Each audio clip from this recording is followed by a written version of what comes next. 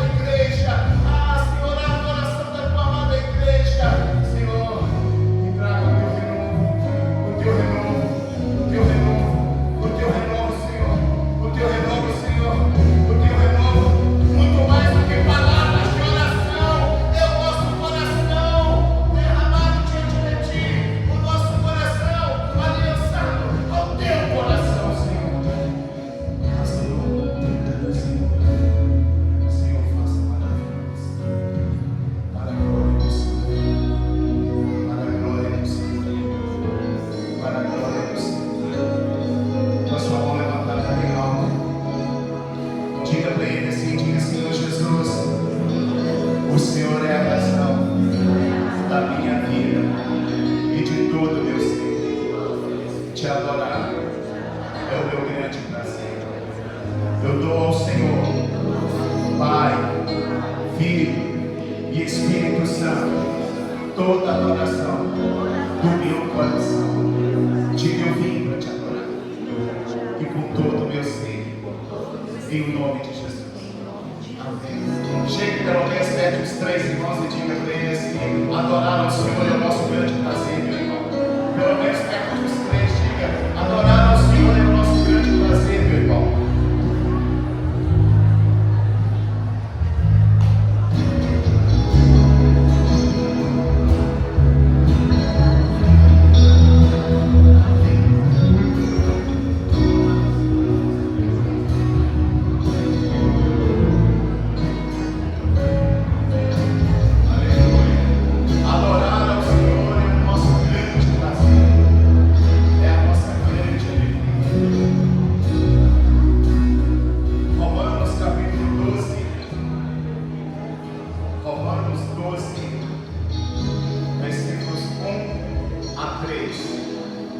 Romanos 12, versículos 1 a 3.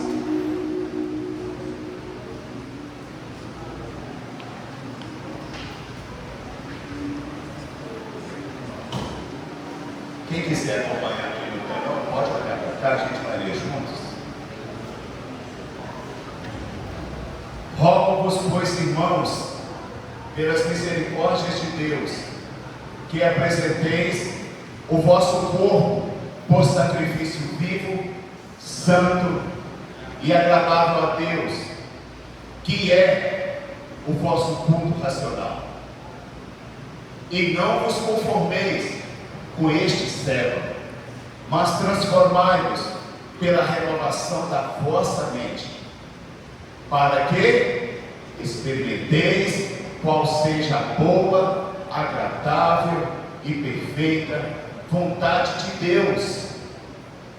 Porque pela graça que me foi dada, digo a cada um dentre vós que não pense de si mesmo além do que convém.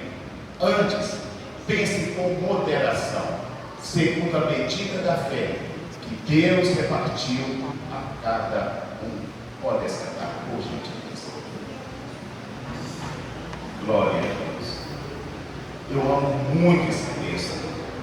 É um texto que já há anos, desde o início da minha conversão, falou muito comigo e me marcou assim extraordinariamente pela profundidade do que o apóstolo Paulo afirma aqui e ensina à igreja de Roma. Irmão, a gente fica pensando muito na ideia de culto. E na ideia de culto, nós corremos um sério risco de pensarmos assim, até pautarmos isso como regra única da vida da gente, que culto é só aqui na igreja, que culto aqui na família renovada é na quinta-feira à noite, é no domingo de manhã na escola bíblica e no domingo à noite no culto de adoração e celebração, hora ou outra em um evento de algum departamento interno. E a gente, se pautar a nossa vida assim, nós estamos fadados a viver um relacionamento raso com Deus, vago, muito vago. Por quê? Porque a gente vai achar que momento de oração a gente tem, mas é aqui dentro. Que ler a Bíblia é aqui. E olha que tem muita gente que vive desse jeito. Tem muita gente que vive de ler a Bíblia, de fazer a leitura da Bíblia aqui, nos cultos. Leem a Bíblia 2 vezes por semana, alguns versículos no culto. Em casa, a Bíblia é uma figura decorativa em alguma parte da casa e nada mais do que isso. Não se abre, não se vê, não se acessa no celular para ler. E assim vai indo. E tem muita gente vivendo essa forma de culto. Bom, não descaracterizando a ideia de culto na igreja, que é importantíssimo, maravilhoso, aqui é o nosso culto congregacional, onde aquilo que é o resultado do nosso culto diário, a gente traz para cá. Amém, irmão? A gente traz para cá, para a igreja. O que foi a sua semana de adoração, o que foi a sua semana de culto,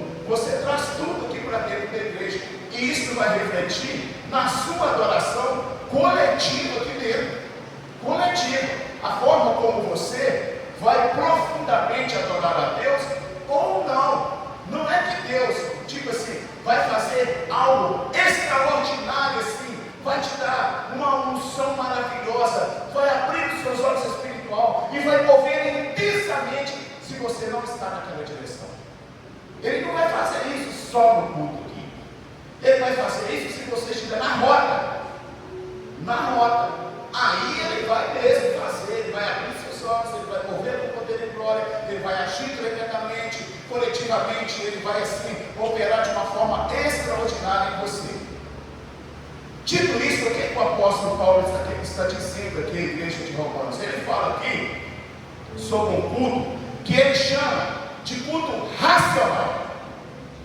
Racional é aquele culto que eu dou conta que eu estou fazendo.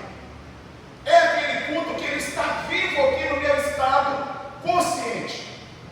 É o culto em que eu não perco a minha consciência de forma alguma, em que eu não trabalho aquela ideia de que culto para mim excelente, extraordinário, é quando eu entro quase em êxtase e perco a minha consciência, aí eu não sei mais o que eu falo ou o que eu faço. Não é isso.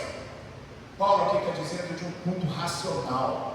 E esse culto racional, ele fala aqui para nós que esse culto é um culto em que a gente apresenta o corpo a Deus como sacrifício vivo, santo e agradável. A gente apresenta o quê? O corpo. O nosso corpo, no sentido de controlar a nossa emoção, controlar nossas palavras, controlar o nosso comportamento, controlar, meu querido irmão, tudo aquilo que diz respeito à nossa atitude, e a gente vai fazendo e formando o nosso culto em torno disso. Um culto em que eu, dando o meu corpo como sacrifício vivo, santo e agradável a Deus, eu vivo de uma forma em que antes de falar, eu penso em que o apóstolo Paulo disse, que cada um deve dizer o que serve para a edificação de quem está ouvindo. Então, se não vai edificar quem está ouvindo, então eu não devo falar. Se vai ferir, se vai provocar transtorno, se vai provocar mal-estar, eu não posso me precipitar de jeito nenhum, eu não posso falar, eu não posso ferir, eu não posso de forma alguma abrir roturas em alguém, que depois eu vou ter que trabalhar para sarar, e nem sempre se sai. E nem sempre se sai. O culto racional, que Paulo disse aqui, que a gente representa o corpo vivo da gente, é o culto em que a gente vive policiando a gente, em que a gente vai de uma forma ou outra, eliminando as obras da carne, e a gente dá lugar ao fruto do Espírito. Isso é um culto muito racional e ao mesmo tempo muito espiritual. Muito espiritual. É o culto do dia. É o culto em que você sai da sua casa, em que você vai trabalhar na sua empresa, vai para a sua escola, em que você vai conviver com pessoas, em que você vai conviver com famílias, e você está prestando um culto a Deus, em que você, quer comamos, quer bebamos ou façamos qualquer outra coisa, você está fazendo tudo para a glória de Deus. Esse é o culto que Deus espera de nós, igreja. Deus espera de nós mais do que um culto da família renovada na terça, quinta, domingo de manhã e domingo à noite. Deus espera um culto em que eu e você, durante 24 horas, o adora em espírito e em verdade. Em que a nossa família cultua junto com a gente, até o mais incrédulo que vive com a gente, de alguma forma, ele é convidado e constrangido a participar desse culto. Em que você tem uma palavra dosada, em que você tem uma palavra sã, em que você é ministro do Senhor. Ministro do Senhor. Quando você tem um culto racional, você consegue praticar o amor. Você consegue amar o próximo como você mesmo. Você consegue exercer a misericórdia. Que se não for um culto consciente, isso vai passando de lado. A religiosidade opera. O que aconteceu ali quando aquele homem foi ferido, que passaram os sacerdotes, os levitas, passaram por ali, deixou ele ferido. Aquele é o culto da religião. O culto da consciência é aquela aí que eu dou conta do ambiente, eu dou conta do mundo que está acontecendo no meu corpo, eu estou atento à dor do outro, e que eu exerço misericórdia. O bom samaritano só parou ali, porque ele tinha dentro dele, na mente dele, um culto racional. E que você se coloque à disposição de Deus e não pensa no que é você viver 24 horas ligadinho com o Senhor, à disposição do Senhor, em que você não tem um despertar de consciência de tempo inteiro, mas você vive com a consciência despertada, andando e vivendo na soberana vontade de Deus. Você faz isso? Quem faz? Diga graças a Deus. Alguns fazem, a maioria não. Muito racional. Eu vivo à disposição do Senhor. Se eu não viver à disposição do Senhor, então, irmão, eu não posso dizer que a minha vida está escondida em Cristo, que a minha vida está voltada nele. Se eu não vivo à disposição do Senhor, para que Ele abra os meus olhos, ilumine meu entendimento, e na operação do dia a dia, o operar seja dele, seja exclusivo. Eu fiz essa oração, irmão, há muitos anos atrás, e desde então eu tenho procurado manter o meu estado consciente em tudo, e tenho vivido muitas experiências da disposição do Senhor. Estava contando para a Adriana com os dias, aqui mesmo no Bom Jardim, eu fui comprar os lápis, os negócios comigo lá na papelaria, e sempre assim, ó Senhor, eu só tenho a tua disposição, 100% aqui para o Senhor. Aí, irmão, comprei lá, vim com o material. Quando chegou aqui perto da padaria, eu ia passar na padaria, eu percebi que eu tinha perdido um lápis. Eu pensei assim, perdi um lápis. Bom, eu vou voltar e vou tentar achar. Se eu não achar, eu acabo comprando outro. Mas, no meu coração está assim, se eu perdi um lápis, foi o propósito de Deus eu ter perdido. Aí eu voltei. Quando chegou nas mediações ali, onde funcionava Casa dos Recados, a antiga Casa dos Recados de Belém, quando chegou próximo ali, eu vi o lápis no chão. Eu abaixei, peguei o lápis, coloquei ele junto com os outros e fui embora, ali. Quando eu estou vindo, um pouco mais à frente, uma senhorinha atravessa a rua e ela veio assim, de idade. Um caminhão que estava estacionando no depósito, para entregar a carga no depósito, não viu ela. E ele veio de ré e ficou mais ou menos uma distância assim dela. Na direção que ele estava vindo, ele ia bater na cabeça dela, ia jogar ela no chão e ela ia cair debaixo da porta dele. Quem estava lá na hora que estava acontecendo? Eu. Na porta do depósito não tinha ninguém. A senhorinha estava indo a caminho da morte. Eu falei com o motorista, gritei para ele, falei assim, motorista! Fiz assim com a mão, ele ouviu minha voz, olhou e brecou. Ele brecou um espaço assim dela. Aí eu pensei, Senhor, como é bom estar à disposição do Senhor. Como é bom estar à disposição do Senhor. O Senhor me fez perder esse lápis para salvar a vida do Senhor. Quem entende, diga amém. Irmão, nós precisamos entender. Guarde isso, por favor. Viver na presença de Deus, meu irmão, tem que fazer todo sentido para você de profundidade. Não viva na periferia, às margens disso, porque senão você vai ter um relacionamento vazio, vago. Você não vai ser tocado, não vai ser movido, não vai ser usado, porque Deus quer usar pessoas assim de uma forma extraordinária, envolver pessoas extraordinárias, mas Ele precisa de gente, não que seja que eu estou dizendo que eu seja perfeito, nem você, nenhum de nós, né? Mas Ele precisa de gente alinhado com o coração dele, para a glória dele. A gente fica pensando, às vezes a gente cai, corre alguns erros, por exemplo, como de Caim. Qual foi o problema de Caim? O problema de Caim, meu querido irmão, foi achar que para Deus ele podia fazer de qualquer jeito, de qualquer maneira, entregar qualquer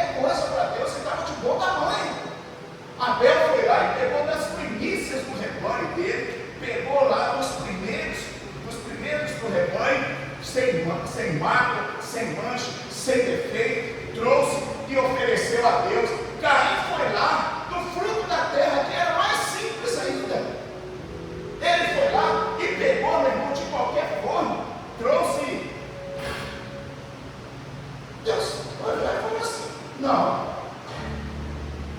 Rejeita a sua oferta, rejeita essa atitude sua, rejeita o que você fez, isso não quero. Deus aceitou a oferta de Abel e rejeitou a de Caim. Diga assim para Deus, não é de qualquer maneira. Deus não aceita. Não aceita, irmão. Não vem prestar conta a Deus de qualquer maneira. Não vem fazer da sua vida um culto qualquer a Deus, um culto mediano, um culto fraco, sem sentido, um culto vazio. Não vem, porque é rejeitado diante de Deus. Deus quer um culto racional, um culto ativo, vivo, dinâmico, em que eu, de uma forma racional, sei o que estou fazendo, para quem estou fazendo, para a glória de quem estou fazendo, e isso resulta no mover de Deus na minha vida.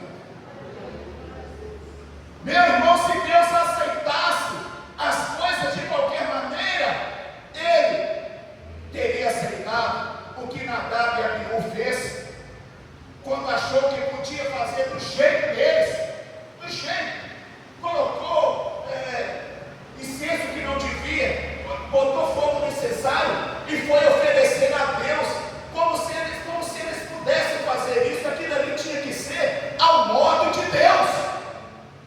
Deus havia dito as especiarias que Ele queria, Deus havia dito como Ele queria, Deus havia dito os expedientes que Ele queria, e Nadab e Abiú foi lá e fez do jeito deles. Que coisa terrível é essa, irmão? A gente achar que do jeito da gente Deus tem que aceitar. E às vezes a gente, quem sabe, até bate no peito e fala, eu fiz. Não. Tem que ser do jeito de Deus, para a glória de Deus, da melhor forma possível. Se eu for lá pegar essa água para servir alguém e eu perceber que nessa tampa aqui tem alguma poeirinha, eu vou lá e lavo primeiro. Lavo, porque eu estou fazendo isso para a glória de Deus. Trago tudo limpinho, organizadinho, coloco aqui e no meu coração está assim, que honra servir, que honra fazer isso para a glória de Deus. Entendeu, irmão? Quando a gente acha que pode fazer do jeito da gente assim, ó, e Deus está aceitando. Tem muita gente vivendo assim, sabe, irmão? Tem muita gente faz do jeito que acha que deve fazer, age do jeito que acha que deve agir, né? Se comporta do jeito que acha que deve comportar, e nosso Deus, e ainda diz assim, eu sou fiel demais a Deus. Olha, eu vou falar a verdade, eu fico até pensativo em quem se acha muito fiel. Fico até pensativo. Gente que se acha fiel demais. Fico pensativo, irmão, como assim? Você pode se achar fiel demais? A gente é infiel. Nós estamos procurando e queremos fazer o nosso melhor para o Senhor, mas a gente sempre vai estar em dívida. A gente nunca vai alcançar a perfeição que é para o Senhor. Então, Jesus ele falou sobre isso, sobre a parábola do servo. Do servo que é fiel, do servo que é infiel. A gente tem que entender isso. E Nadab e Abiú, a gente aprende que não é assim, do jeito que eu quero, da forma que eu quero. Atropela tudo, Deus. Eu quero assim, eu penso assim, eu concordo, eu escolho. Eu. Como se Deus dissesse na minha vida para você, eu não estou interessado no seu. Não estou interessado no seu. Deus está interessado em nossa humildade de coração diante dele, como algo dependente dele.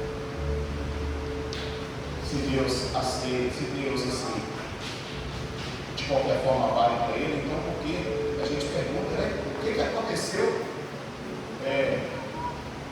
quando Saul foi lá e atropelou Samuel? Era uma guerra entre os filisteus e Israel. Os filisteus estavam acampados com mais de 30 mil homens. Saul tinha em torno de 3.000, 2.000 estavam com ele, 1.000 estavam com Jonas, filho dele. Era uma guerra perdida. Samuel falou assim: espere aí, eu vou descer aí. Samuel alongou e demorou Os homens ficaram desesperados, começaram a esconder em caverna, outros foram esconder em outros lugares, recuando. Saul ficou desesperado, e você sabe o que Saul fez? Saul foi lá e ele mesmo fez o sacrifício. Ele mesmo ofereceu o sacrifício. Ele acabou de oferecer, passou um pouco tempo. Quem chegou? Samuel. Samuel falou para ele: o que é que você fez? Samuel nem perguntou o que os filisteus estavam fazendo. O que é que você fez? Ele falou: Samuel, você demorou. Os homens estão se dispersando, alguns estão escondidos, estão com medo, a coisa está de mal a pior. Então eu mesmo resolvi esse problema, eu mesmo ofereci o sacrifício. Samuel, em outras palavras, disse para ele: que tolice a sua! Que tolice a sua! Agora vai passar de você o seu rei. Deus já está levantando outro. Deus está escolhendo outro, já está levantando outro. Segundo o coração dele, Deus já escolheu outro. Passou de você. Olha só a gravidade. Ele achou que podia fazer o que era para Samuel fazer. Samuel era um profeta, era um juiz. Samuel, ele tinha a palavra profética ali, era ele que falava aquilo que Deus determinava, e assim acontecia. Era conta dele chegar a oferecer o sacrifício, e Israel venceria a guerra de 3.000 contra 30.000, contra mais de 30.000 venceria, com certeza. Aqui eu vejo um princípio de respeito à autoridade. Quem não respeita a autoridade, não tem a aprovação de Deus. Não tem. Não adianta. A Bíblia está cheia de exemplos desse tipo. Quem não respeita, vou falar abertamente, quem não respeita o pastor da igreja, os presbíteros da igreja, os diáconos da igreja, os líderes da igreja, quem não respeita o seu irmão, a sua irmã, não tem a aprovação de Deus. Fica igual Saul. Eu também sei fazer, eu vou resolver isso aqui agora. Quer saber? Olha, é assim, está demorando demais, ou era para ter sido feito, não fez, então eu vou fazer. Custou o reinado dele. E por último, não menos importante,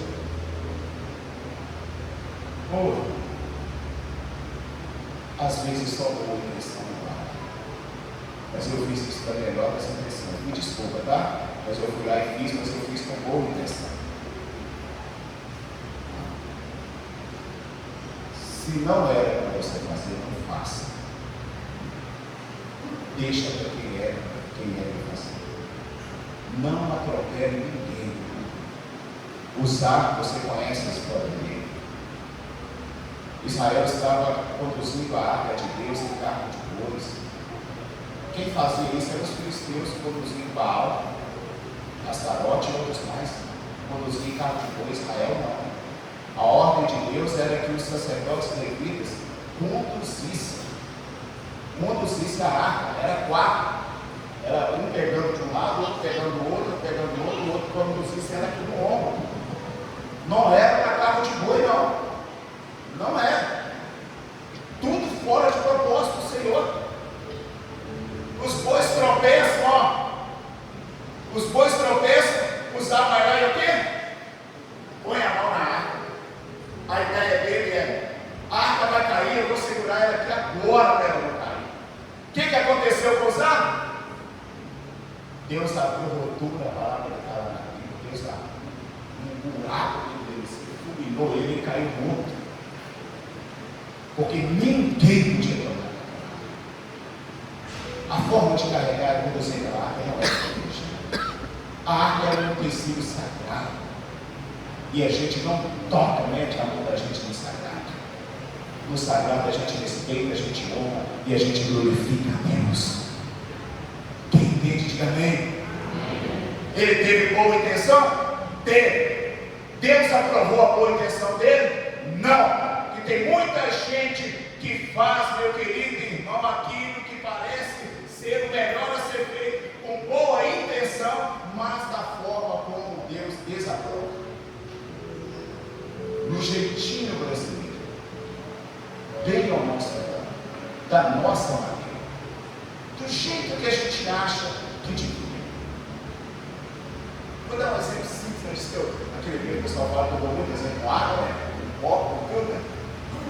Suponhamos que Deus ordenou que esse copo, com tudo que está aqui, ficasse aqui nesse lugar, nessa posição que está aqui.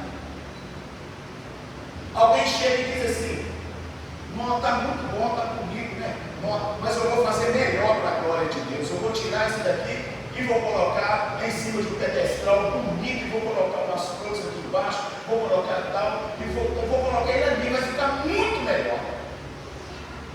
É como se Deus dissesse para nós assim: eu te pedi isso, eu te ordenei. O que é que eu ordenei? Eu ordenei que ficasse aqui, do jeito que está. É como se Deus dissesse assim: não faça aquilo que eu não ordenei você fazer. É como se Deus dissesse para nós: ó, não faça o que as Escrituras não ordenam que você faça. Faça o que está aqui dentro, para a glória de Deus. Quem entende, diga amém. Agora, finalizando, o culto racional. O culto da gente para o Senhor. Um culto que a gente não sabe ao certo a hora que ele começa, mas a gente nunca sabe quando ele vai terminar, só quando nós não tivermos. Mas ele é 24 horas. Lá na serraria, o presbítero Noel adora a Deus com cada sol, com cada bicho, com tudo que ele faz. Quando ele vai na casa do cliente fazer o serviço, ele está adorando a Deus com a profissão dele. E ele sendo um excelente profissional, ele e Vinícius, fazendo com excelência, eles vão ser honrados por Deus. Vão ser honrados. Agora, quando eles começaram, nós começarmos a darmos os nossos jeitinhos que são desagradáveis a Deus, a reprovação. Nosso culto racional é um culto diário. Paulo continua dizendo que esse culto racional ele é marcado por contínua transformação, pela renovação do vosso entendimento. A gente vai se renovando, a gente vai conhecendo mais, vai ampliando, e as coisas. Você percebe que a vida de Moisés, ela só foi assim? Começou lá com Deus falando com ele no meio da sarça ardente, e veio, daqui a pouco só foi ganhando dimensão. Daqui a pouco as pragas do Egito, e foi aumentando, daqui a pouco ele está lá com o mar abrindo na frente dele, daqui a pouco o cardonices vindo, é a nuvem, é a coluna de fogo, é a água saindo para alimentar, é Moisés, assim, tendo uma ideia de que eu estou liderando quase cerca de 6 milhões de pessoas em um deserto. Aqui partida, se faltar água, todo mundo reclama. Faltar água 3 dias, aqui a população vai para a rua, vai protestar se faltar na cidade inteira. Agora imagina num deserto, onde não tem uma gota d'água, e ter que ter água para aquele povo tomar todo dia. Tomar banho, né? Usar para todas as formas.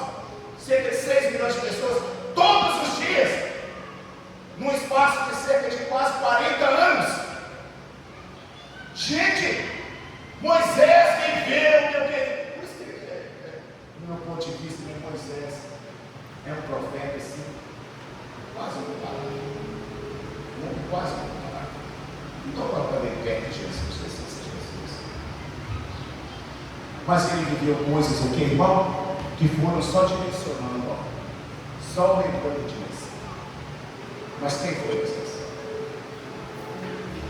Transformação, culto racional, de contínua transformação. Irmão, preste atenção aqui, rapidinho.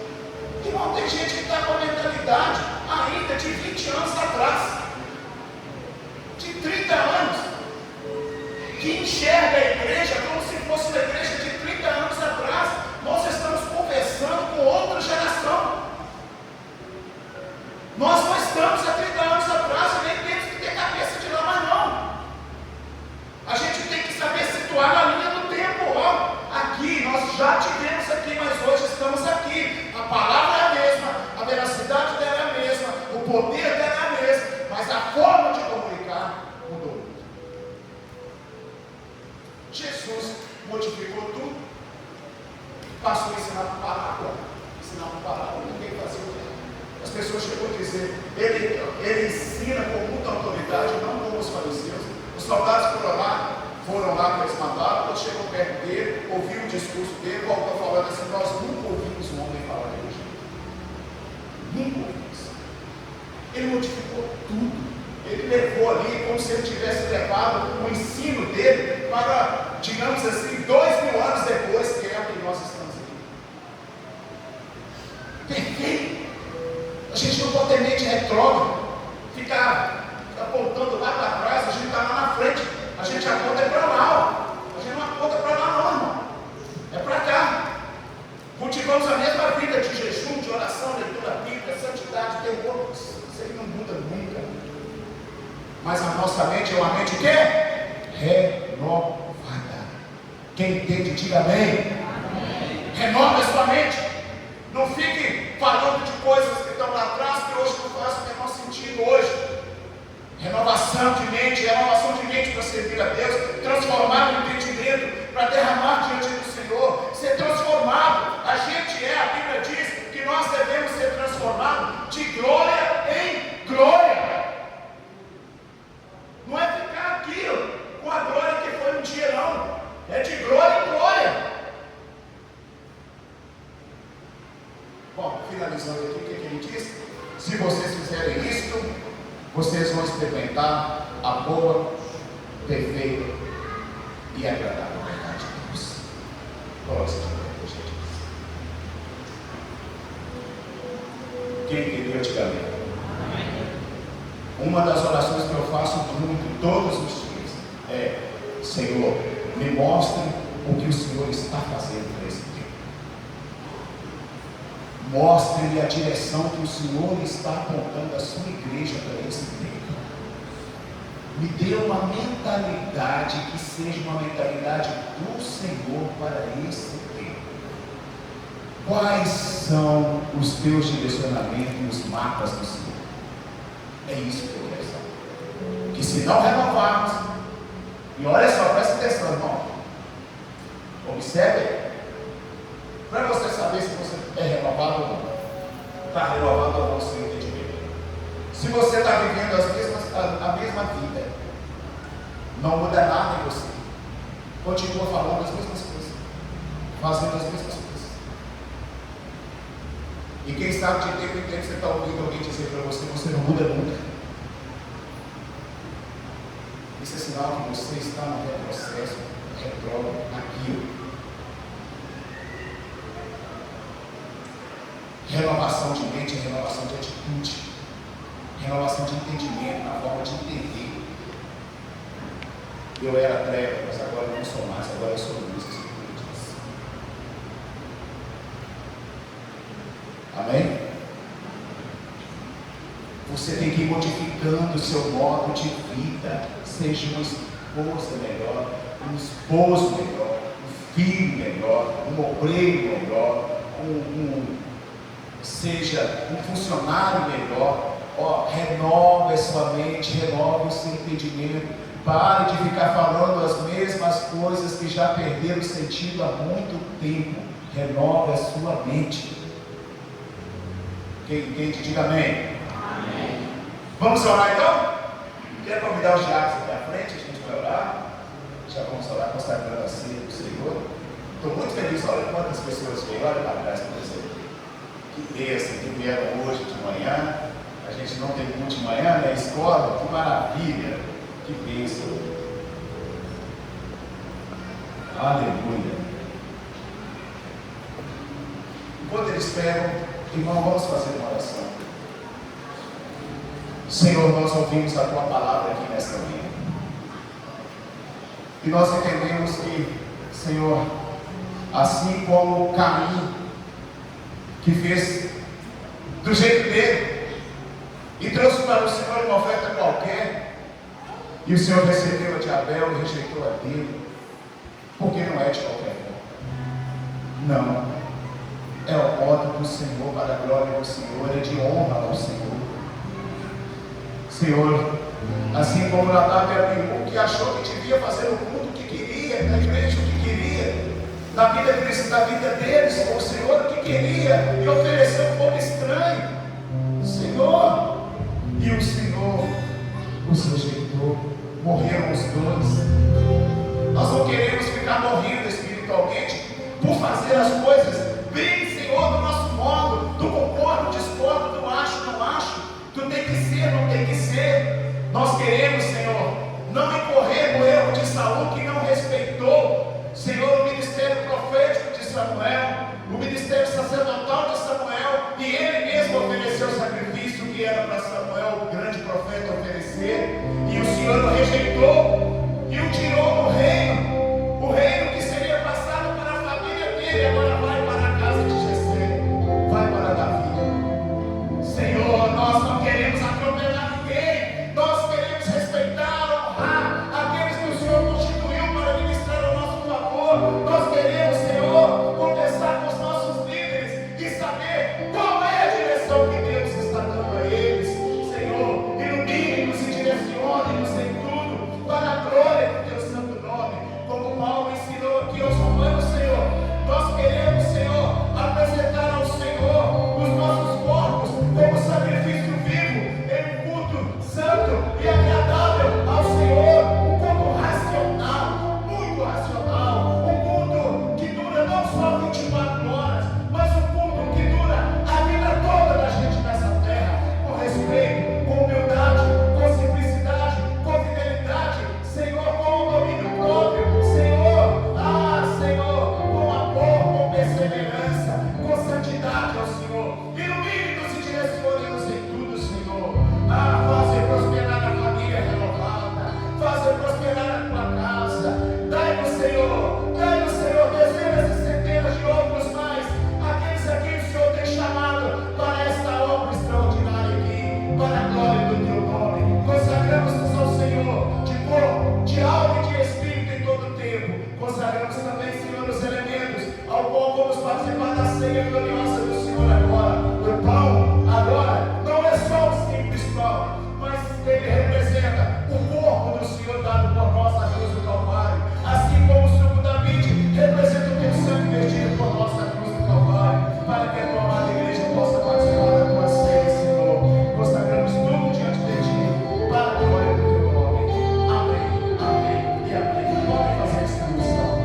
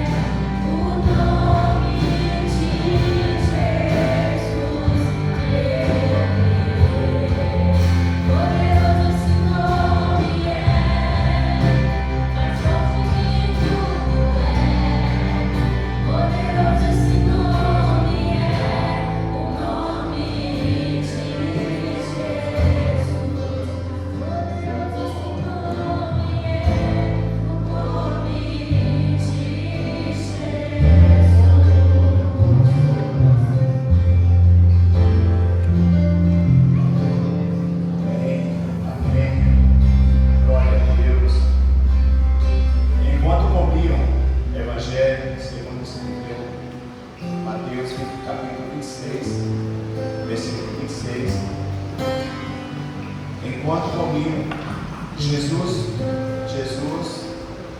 tomou o pão e, abençoando, repartiu e ordenou aos discípulos, dizendo: tomai, comei, isto é o meu corpo.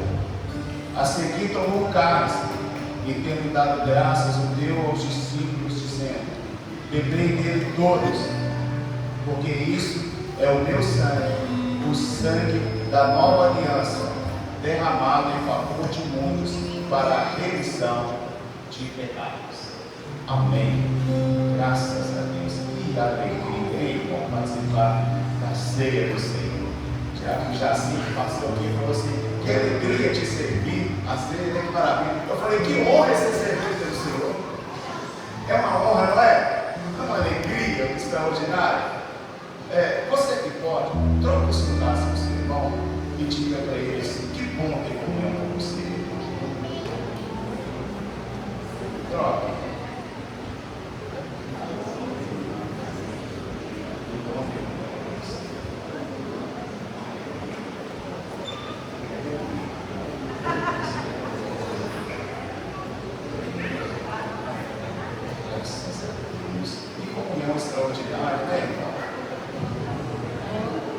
Você saber que o que a gente está fazendo aqui hoje é resultado do que Jesus fez na cruz do Calvário. Ele nos comprou por bom preço. Não foi a prata, nem o ouro, nem nada corruptível. Foi o sangue precioso dele. Que alegria! É nós olharmos um para o outro e saber que, de igual modo, ou seja, pela mesma pessoa, a gente foi comprado. Pelo mesmo preço. Jesus pagou o mesmo preço. Ele não pagou mais por um por outro. Ele pagou por aquele que se acha super certinho, como aquele mais perdido. Ele pagou o mesmo preço. O mesmo preço. E nós estamos aqui pela bondade e pela benignidade dele para participar da ceia. O Senhor Jesus, naquela ceia extraordinária, ele pega o pão, ele ergue ao céu, ele dá graças. E ele abençoa, consagra o pão, ele abençoa. Depois ele olha para os seus discípulos que estavam ali, e ele diz: tomai e comei todos vós, porque isto é o meu corpo que será entregue por vós. Eles comeram, repartiram o pão, cada um pegou um pedaço do pão para comer. Depois que eles comeram e cearam, Jesus então ergue o cálice e diz: tomai e bebei todos vós, porque este é o cálice do meu sangue, da nova aliança, que será derramado em favor de muitos. Muitos, olha você, muitos durante milhares, durante já quase 2000 anos, e muitos que ainda vão vir até o retorno do Senhor. A ceia é sinônimo de muita comunhão com o Senhor. É sinônimo de você olhar e dizer assim: Senhor, que privilégio participar do corpo, do sangue do Senhor, representado pelo pão e pelo sangue da vida. Como igreja do Senhor, vamos participar nesta manhã maravilhosa do corpo e do sangue do Senhor, aqui representado pelo pão e pelo sangue da vida. Participem todos em nome de Jesus.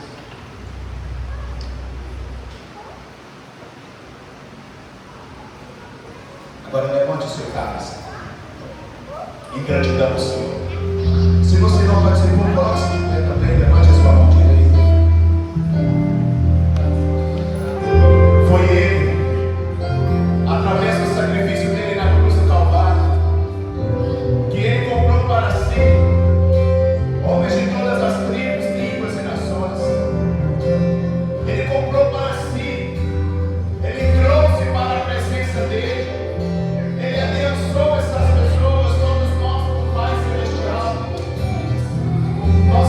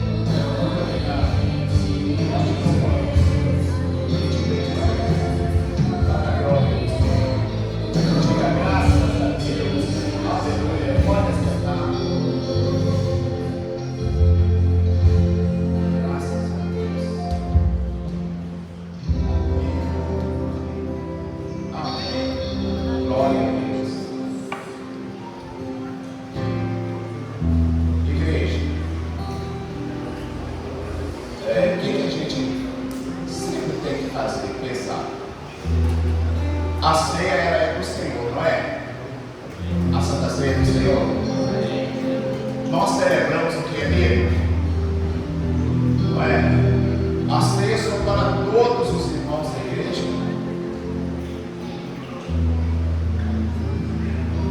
São para todos os irmãos da igreja. E a ceia não pode ser negada a nenhuma pessoa que se dispõe a participar da ceia, porque nós não somos dono dela. Ela é do Senhor. Se chegar uma pessoa não evangélica e ele se colocar de pé na hora da ceia, e ele falar: eu gostaria muito de participar com vocês, o diabo não pode pegar a ceia. É ele Deus, deixe com ele. A ceia é de quem? É nós que dizemos quem tem ou não de participar? Não. Não somos nós. Amém? Porque de vez em quando aparece um caso: ah, pastor, eu tinha um visitante aqui, mas a gente não conhece ele, então a gente não deu a ceia. Não pode. Não pode. Se ele manifestou o desejo de participar da ceia, não é conosco, é entre ele. Quem quer disse, diga amém. A ceia não é da presbiteriana renovada, nem de batista, nem de assembleia, nem de quadrangular. Ela é de Jesus. É ele que é o dono dela. Irmão, seguindo aqui para o encerramento. Então quer dizer que eu posso tomar ceia de qualquer maneira? Eu posso estar errado do jeito que for, que eu posso tomar? Não. Aí já é outra história. E também é consciência, se você estiver errado, não vai saber. Se você participar, aí já é com você. Vai comigo. Irmão, a gente está caminhando no encerramento, né? À noite nós teremos um culto muito especial. Assim, é um culto que para você trazer toda a sua casa, toda a sua família. É um culto que vai ser marcado assim, por avivamento, uma palavra maravilhosa da glória do Senhor, como tem sido aqui na igreja. E quem vai estar pregando aqui à noite é o pastor Paulo, né? Ele é da Assembleia de Deus. Ele vai estar ministrando a palavra do Senhor aqui para nós nessa noite. Todos aqui, amém? Essa semana nós ouvimos, semana passada ouvimos o padrão lá, hoje vamos ouvir a Assembleia. Aí no outro domingo vamos ouvir o presbiteriano renovado. Daqui da primeira igreja. Amém? Que maravilha, né? A nossa igreja é muito assim. E a gente fala: não, a gente ia ouvir todo mundo. Vamos trazer o presbiteriano do Brasil para pregar para a nossa igreja. Amém? Vamos trazer uma distância aqui tradicional para pregar para nós. Do renovado também. Em nome de Jesus. Então à noite, nós estaremos consagrando a oferta missionária. Põe isso no seu coração. Separe lá uma oferta que você pode para a glória de Deus e traga à noite. Amém? Nós iremos consagrar ao Senhor. Coloque-se de pé, por gentileza. Vamos encerrar e vamos entregar a nossa consagração ao Senhor.